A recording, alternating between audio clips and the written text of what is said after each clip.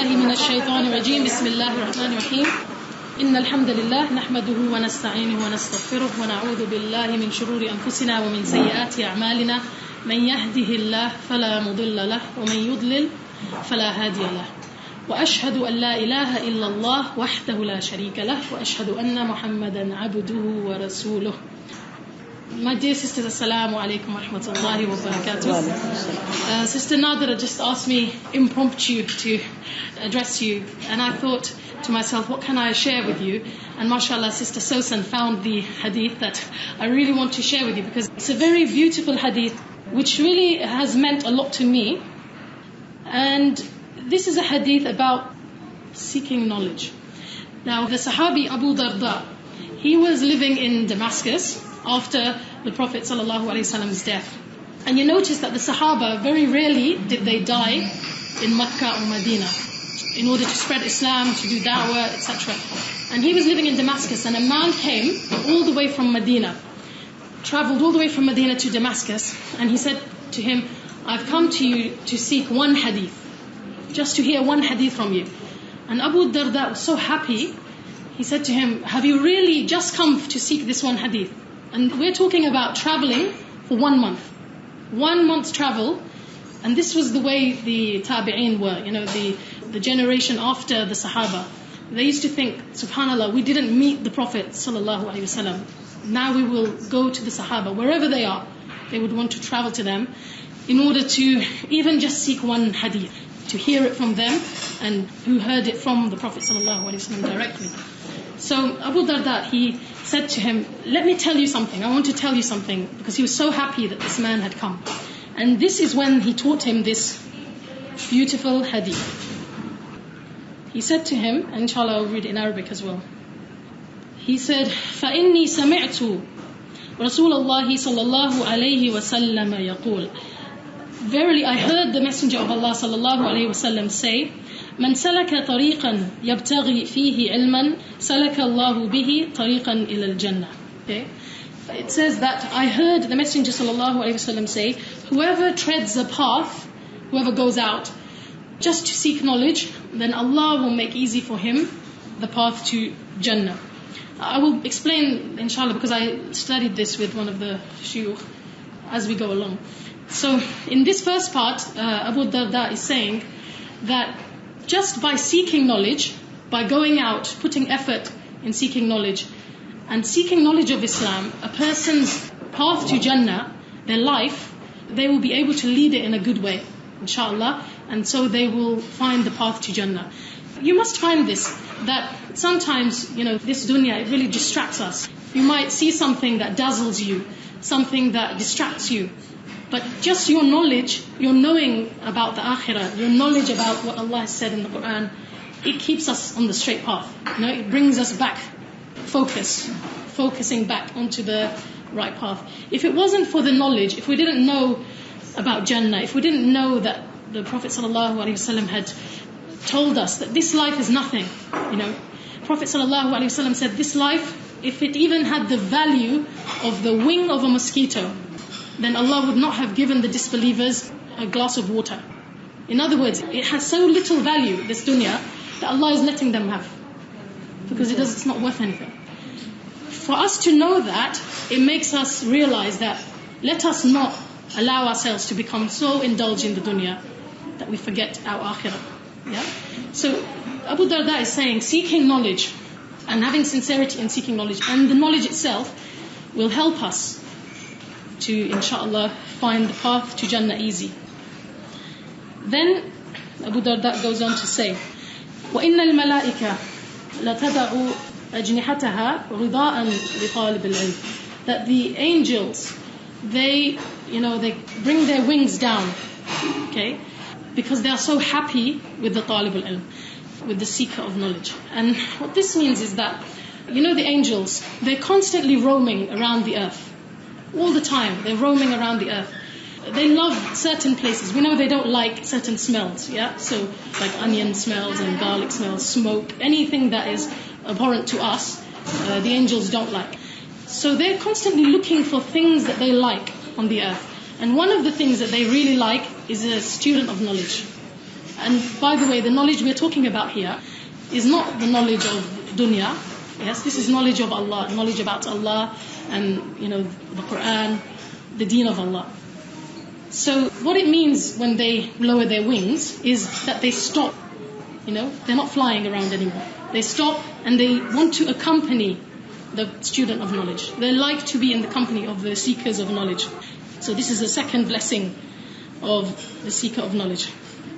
And then Abu Darda said, وَإِنَّ الْعَالِمِ لَيَسْتَغْفِرُ لَهُ مَنْ فِي السَّمَاوَاتِ وَمَنْ فِي الْأَرْضِ حَتَّى الْحِيتَانِ فِي الْمَاءِ. So the alim, the person of knowledge, the scholar, the whole world seeks forgiveness for him, even the fish in the sea. And the question arises, why would the fish in the sea seek forgiveness for an alim? What is it to them? And the scholars said that the ulama, the people of knowledge, they are the ones who keep reminding people to fear Allah. They're the ones who remind human beings that your greed should not make you damage the earth. Your greed should not make you harm nature. So even the fish in the sea, they know. And Allah subhanahu wa ta'ala says, fasad has become apparent on the earth and in the sea because of what human beings are doing. Yeah? Because of human greed, human beings can have no limits. They will pollute, they will damage, they will plunder for money, for wealth, And it is the scholars and the people of taqwa, the people who fear Allah, who remind humanity that no, this earth is a trust for us. We can't damage the animals. We have to be kind even to the animals, to the environment, the trees, exactly, all of these things. And so the animals, they know this, that if it wasn't for the people of taqwa and the people of knowledge, human beings would have no limits in how much they would plunder and use the earth. And so even the fish in the sea, they seek forgiveness for the alim, for the knowledgeable person. وَفَضْلُ الْعَالِمِ عَلَى الْعَابِدِ كَفَضْلِ الْقَمَرِ عَلَى سَائِرِ الْكَوَاكِبِ. Okay, so he said, and the superiority of the alim, the knowledgeable, the scholar, over the abid. And abid is somebody who really worships Allah a lot, not just an ordinary worshipper. Abid, somebody who worships Allah a lot. Maybe they pray tahajjud, maybe they pray night and day and fast. He says that the superiority of the scholar over the abid is like the full moon over the rest of the stars. So you notice that on a night when the full moon is out, you wouldn't really notice the stars, would you? You just notice the full moon. It's the only thing that really catches your eye. And the reason for this is that the abid, the person who worships Allah, they benefit themselves. They benefit themselves individually, whereas the scholar benefits the whole of humanity. How many people, subhanAllah, yesterday after the conference, they came to me and said, do you know where I can get the answer to this question? I need to ask a sheikh about this, I need to ask a sheikh about that. These are the things that human beings need the answers to in order to live their lives. And the scholar is the one who is able to provide them with guidance and the answers. Another reason is that the scholars are the ones who prevent human beings from going beyond the limits. You must have noticed that human beings have a tendency that after time we start becoming lazy, our standards slip. But the scholars, their standards are firm. Their limits don't change because they're constantly in the presence of the Quran, the presence of the Hadith, as if they're in the presence of Prophet ﷺ. Person who studies Hadith all the time, they feel like they know the Prophet ﷺ and what he would say and what he would do. So the scholars, they prevent us, our standards, from slipping. They keep the people on the straight path. And this is why their superiority is like, the moon over the rest of the stars. And then at the end, he said the ulama are the warathatul anbiya. The scholars are the inheritors of the prophets. And the prophets, they did not leave dinars and dirhams. They left knowledge. And so whoever attains it has attained a real treasure, a lot. SubhanAllah. And this is the hadith that Abu Darda wanted to convey to this man because he was so happy that he came to seek knowledge. So the lesson for us there is, indeed, we all think about inheritance. We all think about maybe money and these things, treasures and the world. But the inheritance of the Prophet ﷺ is there for us. Whatever he left of wealth, his heirs were not entitled to. It was all given for sadaqah. But the real thing that he left, which every one of us could get a piece of, is knowledge, isn't it? Subhanallah. So I hope that this hadith will encourage all of us to go on a path to seek knowledge, so that the path to Jannah will become easy for us, so that we can be guides for humanity, not just worshippers and guides, so that the angels will be coming to accompany us, protect us through Allah's will, and so that inshallah Allah subhanahu wa ta'ala can be pleased with us, the whole world can make dua for us and istighfar for us. And I just want to remind you that, alhamdulillah, there are so many ways nowadays to seek knowledge. Look at this man, he traveled a month to seek one hadith. And now, look, I just Googled it. Subhanallah, we just Googled it and we found the hadith, right? So just because knowledge has become easy in many ways, we shouldn't become lazy about that. In fact, we should value it even more. So I encourage all of my sisters, and I know most of you are already seeking knowledge, to seek knowledge and to encourage our children as well. Because we've got many doctors in the world. How many doctors do we need? But how many ulama do we need? We really need ulama.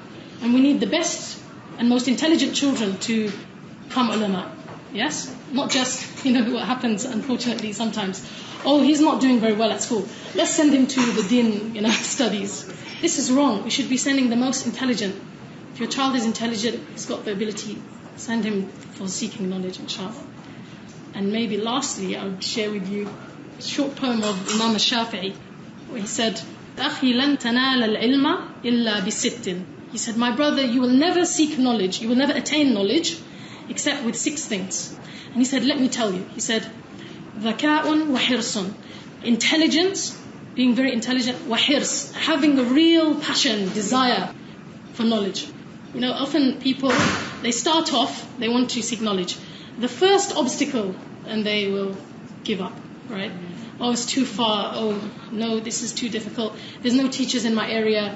Online studies doesn't suit me. Any excuse we can make. But we need hirs. We need passion, hirs. ذكاء وحرص واجتهاد وبلغة. Ijtihad is working hard. If you want to seek knowledge, you have to work hard. It's not supposed to be easy. وبلغة means the ability, like even financial ability. You must be willing to spend your money and sacrifice for the sake of seeking knowledge. وصحبة أستاذ وطول زمان. And 2 last things, he said, and you need to be able to accompany a teacher. So it's not just from books. Because when you seek knowledge just from books and just use your own intelligence, then you might get the wrong understanding. We need teachers. So accompanying teachers. And lastly, وَطُولَ زَمَانٍ. He said you need a long period of time. All your life. All your life. It's a lifelong. You have to be in it for the long haul, in other words.